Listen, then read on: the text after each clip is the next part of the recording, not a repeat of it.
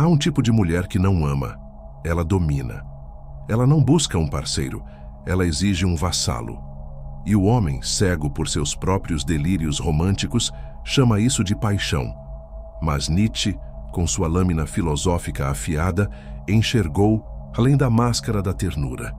Ele não odiava as mulheres, odiava o que o homem projetava nelas, porque por trás de cada musa, dizia ele, pode se esconder uma senhora de escravos. E por trás de cada encantamento, uma exigência de obediência disfarçada de amor. Essa mulher não precisa levantar a voz. Seu poder está no silêncio carregado, de cobrança, nos olhos que julgam sem piedade, no gesto que mede e subtrai masculinidade. Ela transforma o amor em chantagem, o desejo em controle. E o homem domesticado adapta-se, submete-se, recalcula cada passo, tentando agradar aquilo que, no fundo, despreza sua natureza. Nietzsche chamaria isso de niilismo afetivo, quando o amor deixa de ser criação e se torna prisão. Mas não, se engane. Essa mulher não age assim por maldade, age por instinto de poder. Ela é o espelho invertido do homem fraco.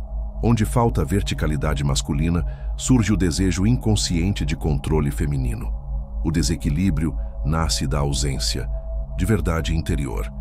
E então, o que era para ser dança se torna jogo. O que era entrega se transforma em guerra silenciosa. É nesse terreno que Nietzsche encontra a tragédia. O homem que se dobra para ser amado e por isso mesmo perde seu valor. Quantos homens hoje vivem em silêncio absoluto, mutilados em sua essência por medo de desagradar? Quantos transformaram sua energia vital em concessões? Nietzsche sabia. A moral da compaixão irrestrita, aplicada ao amor, gera escravos sentimentais. O homem que esquece sua missão de tornar-se forte, livre e criador, transforma-se num servo do afeto. E quando ele finalmente acorda, já não reconhece mais quem é. Sua força foi trocada por aprovação, seu desejo por medo.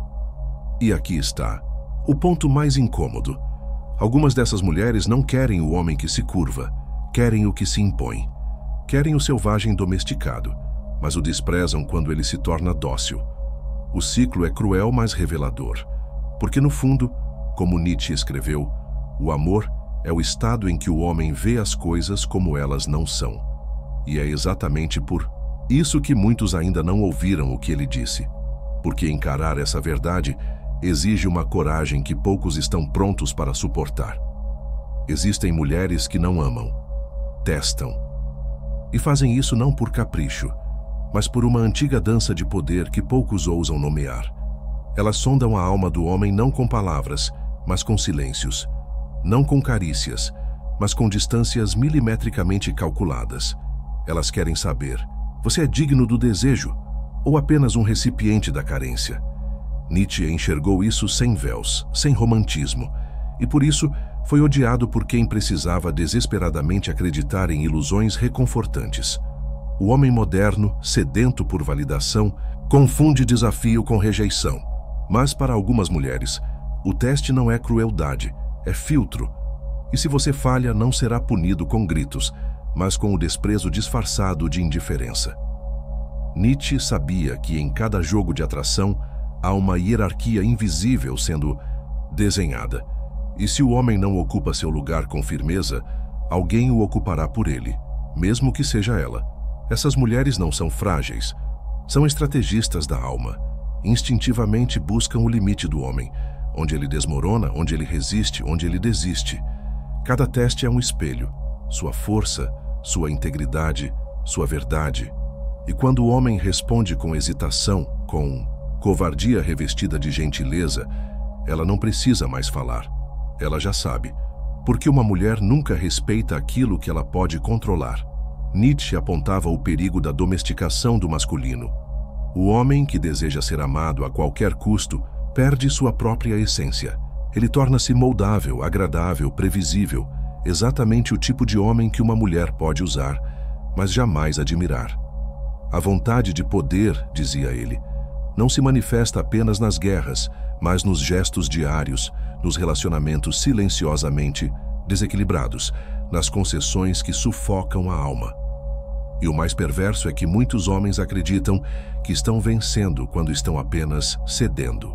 Cada vez que recuam diante da tensão, cada vez que aceitam o papel de bonzinhos para não perderem o afeto, estão, na verdade, se afastando da virilidade que inspira desejo.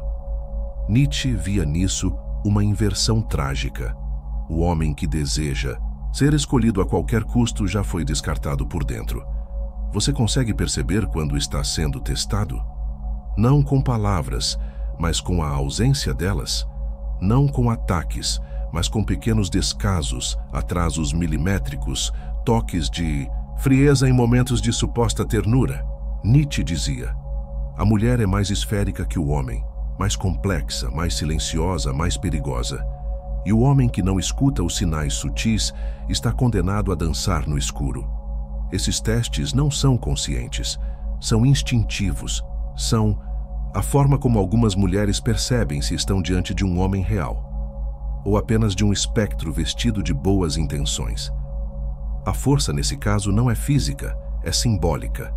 É a capacidade de manter-se firme mesmo diante da dúvida, da ausência de resposta, da provocação emocional. É a força que não precisa gritar, porque já é sentida.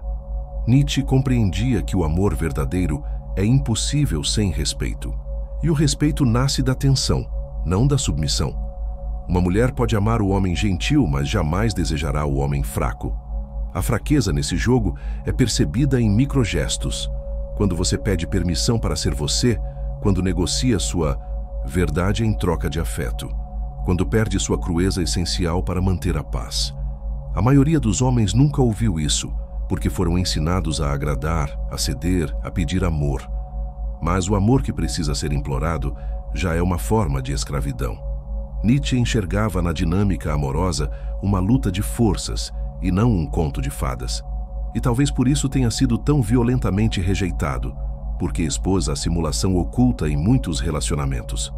Expôs a mentira aceita em nome da harmonia, e então o homem cai. E nem percebe. Acredita que está sendo maduro ao evitar conflitos, evoluído ao ceder, sábio ao ignorar seus próprios impulsos. Mas o que ele não entende é que, ao apagar seu fogo, ele se torna previsível. E o previsível é o oposto do erótico.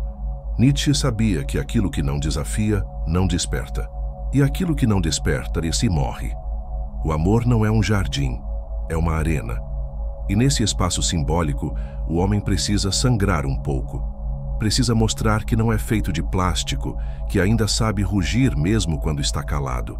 Nietzsche não acreditava em amor sem dor, sem confronto, sem ruptura, porque o amor verdadeiro é aquele que sobrevive ao abismo da autenticidade, não aquele que vive na superfície do agrado mútuo.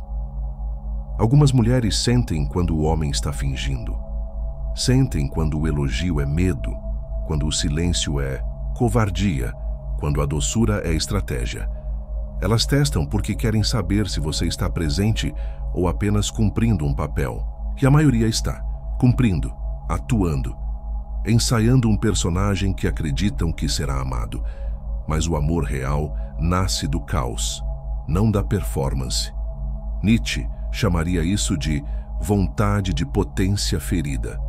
O homem que renuncia à sua força para ser aceito está, na verdade, declarando sua falência interior.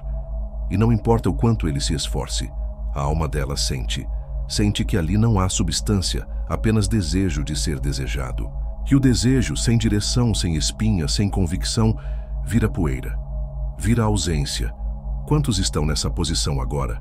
Relacionamentos onde a mulher perdeu o brilho nos olhos e o homem, sem entender, redobra a gentileza. Sem saber que gentileza, em excesso, quando não sustentada por verdade, vira servidão. Nietzsche via nisso uma tragédia moderna, a sedução da fraqueza travestida de sensibilidade. E o pior é que ela não precisa dizer nada.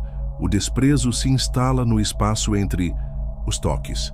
E nesse silêncio tudo se revela. Porque algumas mulheres testam não para destruir, mas para despertar. Não para ferir, mas para revelar. E quando o homem não responde, não se posiciona, não impõe sua presença, ela entende. Ali não há nada a respeitar. E se não há respeito, não haverá admiração. E sem admiração, o amor vira convivência. Nietzsche chamaria isso de morte da alma a dois. A mulher que testa está buscando o limite da sua integridade.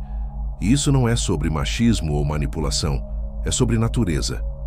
A psique feminina, segundo Nietzsche, possui uma sensibilidade brutal para detectar onde termina a máscara e começa o homem.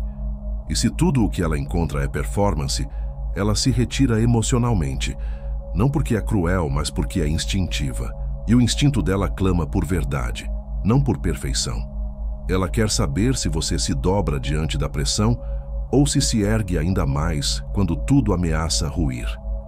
Ela quer saber se sua palavra é firme, mesmo quando o afeto está em jogo. Porque o homem que troca sua verdade por afeto perde ambos, a verdade e o afeto. Nietzsche chamaria isso de autoflagelação emocional, o sacrifício da alma em troca de migalhas de aceitação. E quando ela sente que você não se sustenta, que você precisa dela mais do que se precisa, a dinâmica muda. Você deixa de ser o centro gravitacional e se torna satélite, girando ao redor de algo que nunca o reconhecerá como igual. E você sabe disso, sente isso, mas continua, esperando que sua lealdade seja suficiente. Nietzsche zombaria dessa esperança.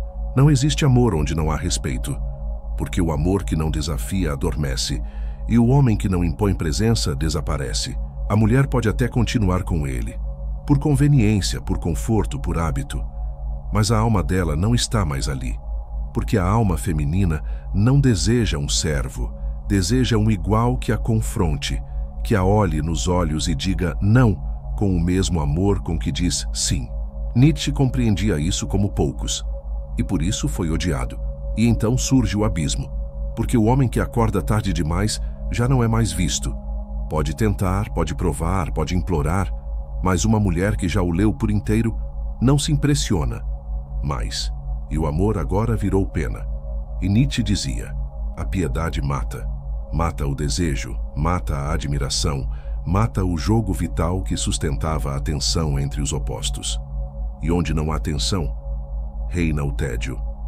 Mas há um caminho, não o da simulação, não o da vingança, mas o da reconstrução interior. Nietzsche não odiava as mulheres, odiava o que os homens se tornavam diante delas. Ele queria o renascimento do espírito guerreiro, do homem que não pede permissão para existir, que não negocia sua liberdade por carinho, que sabe que o amor verdadeiro não é domesticável. Esse homem não se apressa, não reage, observa, sente. Mantém-se em silêncio quando é preciso e explode em ação quando necessário. Ele não busca agradar, busca viver em alinhamento com o seu próprio eixo. E esse alinhamento o torna irresistível, porque ele não está à procura de afeto, está à procura de verdade. E a verdade tem cheiro de sangue, suor e alma.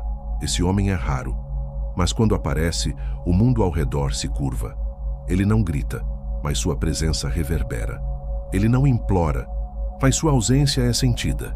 Ele não ameaça, mas ninguém ousa cruzar seus limites, porque ele não se construiu para ser amado, se construiu para ser inteiro. E quem é inteiro atrai pelo que é, não pelo que finge. Nietzsche nos convida a esse retorno à essência, ao homem que não teme ser mal interpretado, que prefere ser odiado por ser real do que amado por uma versão pasteurizada de si mesmo. Ele nos chama a quebrar a coleira invisível que carregamos, aquela que não está no pescoço, mas na alma. Aquela que diz: seja gentil para ser aceito. Não. Seja verdadeiro para ser livre. E talvez esse seja o teste final, não dela, mas da vida. O teste de resistir à tentação de se corromper em nome de um falso amor. O teste de suportar a solidão que antecede a grandeza. O teste de dizer não quando o mundo inteiro quer que você diga sim, porque como Nietzsche já sussurrava no vazio da eternidade, o homem que não teme perder é o único que realmente possui algo. No fim, não se trata dela, trata-se de você, das verdades que você enterrou para ser aceito, das máscaras que aprendeu a vestir para não assustar, das concessões que chamaram de amor, mas que custaram sua alma. Nietzsche não nos convida ao ódio, nem à dominação. Ele nos desafia a lembrar que o homem que se esquece de si em nome do outro já não é mais ninguém. Porque quando você silencia sua vontade, você entrega o trono da sua existência. E talvez por isso as mulheres testem. Não por malícia, mas por uma sabedoria ancestral que reconhece o homem que já morreu por dentro, mesmo que ele ainda sorria por fora. Elas não querem um reflexo, querem um vértice, um centro de gravidade, e quando não encontram isso, recuam. Não porque não amam, mas porque não podem se entregar ao que flutua. O feminino anseia pelo solo firme de um masculino que se conhece e que não treme diante da rejeição. Você percebe agora? Cada conflito que viveu, cada relação que implodiu, cada silêncio que doeu, tudo isso foi a vida tentando te acordar. Não para o amor comum, mas para o amor trágico, feroz, real. Aquele que só acontece quando dois seres não estão tentando se completar, mas se confrontar. Quando o vínculo não nasce da carência, mas do excesso de presença, do transbordamento, da força que não pede licença, mas que também não fere, porque sabe o próprio peso. E se você chegou até aqui, algo dentro de você já começou a se mover. Uma lembrança esquecida, uma raiva contida, um impulso de quebrar a coleira que carregava sem notar. Talvez não consiga nomear ainda, mas sentiu. E isso basta, porque a alma desperta em silêncio, como um trovão invertido. E o homem que escuta esse som nunca mais será o mesmo, porque agora ele sabe. E quem sabe, não pode mais voltar a fingir. Se isso ressoou em você, não ignore. Curta, comente, compartilhe com quem também está no limiar entre a ilusão e a verdade. E se ainda restou um traço de vontade indomada dentro de você, inscreva-se. Não para seguir mais um canal, mas para selar um pacto consigo mesmo. O de jamais voltar a ser domesticado.